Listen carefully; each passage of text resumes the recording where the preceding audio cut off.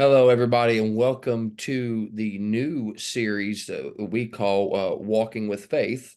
I am going to be your co host, the modern day Noah. I am a father, a former firefighter, and also law enforcement officer. I still work in the mechanic and automotive industry, as well as other business ventures. And we're so excited to get this new upvamp started. We're so happy to bring everybody new content. Guys, be sure to tune in as often as possible on every platform that we post on and always be looking for new updates. We also have a big parenting summit that's coming up. Everybody needs to be sure to tune in.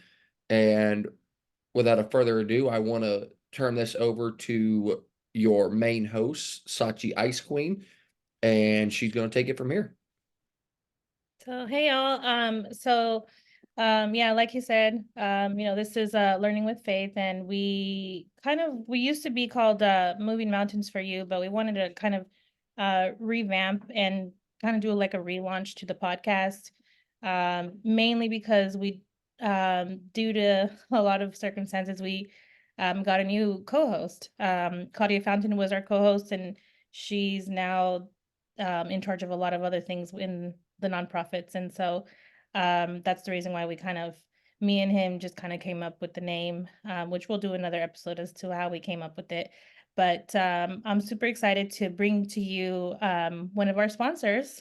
I met him last year, and it's been an amazing adventure to be part of his little, it's growing actually. So group. And so I met him through Daniel Gomez and Rachel Best. So shout out to them for even telling me what CLA was about.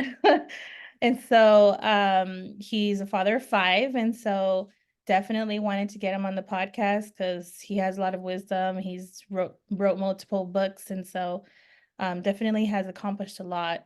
And shout out to my Latino family. He is a fellow Latino. I like to always shout out La Raza. And so, if you haven't checked out our Spanglish podcast, it's Transcending La Familia, and that one didn't change. It was just the English one because we got a new co-host. And so without further ado, um, he's also part of the Entrepreneurial's bookshelf. And so he can definitely tell us a little bit more about what Connected Leaders Academy is about and how amazing it is. And I'm just grateful to be part of it. So without further ado, here's Jose Escobar. So take it away. All right. Thank you so much for having me. I am grateful to be here. And of course, a bit about myself to elaborate on what you said. Thank you for that introduction. Let's see, father of five, married to my wife, Katie. I have five children, 16-year-old boy down to a 1-year-old boy and three girls in the middle. I was born in Washington, D.C., first generation here in the country. Both of my parents are from Guatemala. Central America. So my bloodline is 100% Guatemalan, Latin American. I guess Mayan blood is what I like to say. And I was raised in Maryland all my life. And let's see, in terms of just a bit about me as well, martial arts background, Brazilian Jiu-Jitsu, Muay Thai kickboxing for 15 plus years, more for self-defense purposes. Career-wise, before I became a full-time entrepreneur, I was in the banking world, Capital One, PNC Bank and management. And then I went into life insurance, did that for many years, and then property and casualty, State Farm, Liberty Mutual. Eventually, I decided to become a full-time entrepreneur. And but actually, right before that, I was a sales director for a global martial arts company in charge of the US, everything sales. That did really well. And then from there, I decided to launch two companies, the Entrepreneur's Bookshelf and the Connected Leaders Academy, which very quickly turned into 8 income streams and 7 figures in 15 months. So I was able to accomplish a good amount of success in business. The Connected Leaders Academy is a growing tribe, a community of some of the highest level entrepreneurs. We are now 360 plus members in 44 states and 19 countries. And then I'm also a coach, a consultant. I have different coaching programs. I'm a 10-time award-winning best-selling published author, and I'm a professional speaker. I travel the country speaking all the time on stages everywhere. So that is a bit about me. Now, all of that really is irrelevant outside of my three primary objectives, right? Which is my faith, my family, and my health, right? Because there is no business, there is no serving others, there is no social life, there is no recreational things, there is no none of that stuff if the house isn't in order, as they say. So for me, my main thing is my faith. I was raised Catholic, very Catholic, very involved in my church. I'm a Knight of Columbus, third degree, and my kids I've been married for quite some time. I kind of lost count. I'll let my wife keep track of that, but don't let her know I said that. And then my kids, you know, they are a lot of the reasons why I do what I do, because it's not easy. You know, at the time, keep in mind, while I was building my side hustle, is what I called it at the time, it turned into a business, and now it turned into a legitimate enterprise that is growing and scaling every single day. But it didn't start that way, right? It started with blood, sweat, and tears, right? I come from a very low income family, right? My parents came to this country in their early 20s with no English, I think a very low high school education, and no money, right? And they figured out how to claw their way to the top, and it was all about movement. Sometimes they were running, sometimes they were jogging, sometimes they were walking, sometimes they were crawling, but they were moving forward every single time. And it got to the point where it ended up fulfilling the American dream. You know, my parents ended up buying $1 million house, and they ended up retiring young, and they fulfilled the American dream because they figured out a way just to work hard and to get it done, right? No excuses. I always saw what it was, what a good marriage was, right? My parents have been married for 50 years this year. In December, it'll be 50 years of marriage. I've seen what faith in the house is all about. I've seen what love is. I've seen what forgiveness is when the going gets hard, because no marriage is perfect. Yeah, they've been married 50 years, but I've seen them fight, and they're still together. Um, so I witnessed a lot of good things and some not so good things that were just challenging growing up. And I have learned a lot of what it is to raise a family. I've seen it, you know, as I was growing up, and none of us are born with a manual on how to be a good father, right? But I can tell you very simply, give you a couple of tidbits with for the little time that we have here today. Number one is you got to spend time with your kids, right? How do kids quantify love? Through time. You know, are you spending time, quality time with your kids? When I say quality time, I'm talking about this thing here, your cell phone. It is not involved in the spending time with them.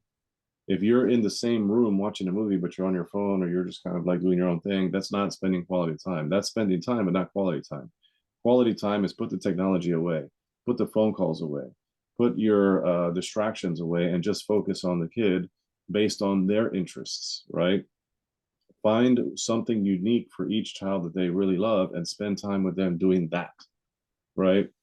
So that's very important, quality time. Another thing is leading by example.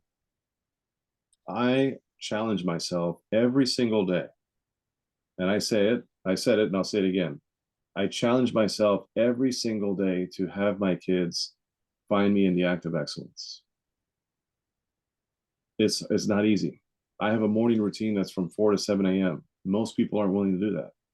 In my evening routine is from 9 to 10:30 p.m. Most people aren't willing to do that. But when you do what most people aren't willing to do, you're going to have the things most people aren't going to have, right? And when you lead in that way in your house and your kids are watching you and they're paying attention, and trust me, your kids are always paying attention. They even hear what you're saying. And if how you're speaking is not how you want them to think, then what are you saying? So it's very important that you lead by front as a leader, and leadership begins with self. I cannot lead my household, I cannot lead my family if I don't lead myself. So I have to hold myself to the highest standards in terms of who I want my children to be, because my kids are not going to be these stellar, amazing people if I'm acting like a maniac and getting wasted in my house all the time and causing fights and screaming at my wife and not coming home certain nights or coming home blitzed and can't even get to my bed and all kinds of things that happen like that. How can I expect my kids to do something at a level up here if I'm not behaving at this level? So I realized a long time ago that, hey, I need to stop being a boy and I got to start being a man. And a lot of my manhood, in terms of when I graduated to being a man, came when I had kids, because I realized that I was behaving like a kid for a long time, way beyond the years I should have stopped, right? So And in closing, I'd say this. So lead by example and watch what you say around your children, right? I always say, I watch Dr. Phil, believe it or not, I watch Dr. Phil, and Dr. Phil says it all the time. He said, I would rather be from a broken home than to be living in one, right? And I want anybody out there who's listening to this that's a parent. If there is a dynamic of a broken home, fix it. Just fix it. It's possible to fix it, but fixing it doesn't start with you pointing the finger saying that person needs to fix themselves. No, you have to fix you first. And fixing is an inside job. You can't expect somebody else to change until you change first, right? So, and that's one of the principles I teach my children all the time: extreme ownership. Great book by Jocko Willink. You got to take extreme ownership about everything in life. Stop pointing fingers. Start taking accountability for the decisions that you make. Be a man of integrity. Be a woman of honesty. Be a kid that is full of values and morals and virtues. But where do they learn that? Not in school, I'll tell you that. They learn it in the home. So as a parent, it is your responsibility. The education of a child begins in the home. The school supports and supplements what is being taught in the home. I don't send my kids and say, hey, go learn and school, take care of my children and raise them. No, that's my job. So we have to take ownership as parents. We have to be in the game. We have to show up every single day. And it starts with us. And I say it all the time, and I'll end with this. Your actions speak so loudly. I hear now what you say. Your children are not going to do what you say. They're going to do what they see. And if you want them to be hard workers, you want them to live morally and ethically, to have values and virtue, you want them to be stand-up people in society, you want them to be contributors, you want them to succeed, that starts with you. So if you're a parent out there, we got to do a checkup from the neck up with ourselves on how we think and how we show up every day. And only then can we expect higher levels for our children. Because our children, again, it's not how you find people, it's how you leave them after you've encountered them, right? So with your kids, pour into your kids, give them everything you have, but it's not just about providing and protecting. It's about leading. So let's, as parents, be leaders in our homes. Let's lead ourselves and let's lead our children at the highest levels. And then guess what? The next generation is going to be better off because of it. So I hope that message resonates with anyone. And if anybody would like to connect with me, you can check out my website, connectedleadersacademy.com. Thank you. Yeah, totally agree with everything what you said. That's, such amazing wisdom because, a lot of the times I've been also guilty of this is like we always feel like maybe um we always put we don't always check ourselves. And like I heard this one thing that said um when you like it's crazy to see like some characteristics of your children reflected in you like and then as a special needs parent because my son has autism the best piece of advice that I've always given my special need community is to take care of your mental health because I've heard so many times that the more that you take care of your mental health, the better you can take care of your kids, and Yeah. especially for any parent out there. Yeah. Like you're talking about routines and everything, all of those habits, they create, the life that you wanted. You were talking about hustling and your side gigs and everything, which we have that in common is that we both were in the banking industry before. um, and so I think like to me, a lot of the times when I worked at the bank, it taught me so much of like structure. I don't know if you had that similar experience, but because it was like very structured, like I don't know, it was just I had a really good experience in the banking industry. That's probably why I became a realtor and why it's easier for me to be a realtor now because I had that banking history beforehand. But I think that's pretty awesome that you now have you're successful in your quote unquote side gigs and now, you're you create your own abundance, which I think that's pretty amazing. And, I've also done that as well. It took me 5 years, but I got there. I was, working full time at the bank and then doing my side gigs, and then eventually started working part time. And then now, I'm so busy that I can't work for anybody but myself now. And so, I think that's pretty awesome that, you talked about the American dream. So many people nowadays, they think that it doesn't exist, or, it does if you are willing to do that work that you talked about. So, I think it's pretty amazing to be able to have this opportunity and have these platforms and have, amazing sponsors like yourself and Daniel Gomez and Yari and everyone who even, the Connect to Leaders Academy. Like, to me, that group is like, it's really amazing what you have created in that group, because every single person that I've had like virtual coffees with or whatever, it's always been very, very just really, really inspiring people. And so I definitely want to commend you for creating such a unique experience in your group.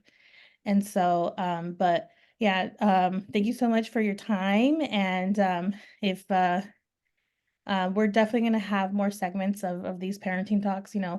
Learning with Faith is the podcast where we talk about family life, real estate, and mental health. So definitely be on the lookout for our upcoming episodes. And so take care, everyone. God bless, and peace be with you.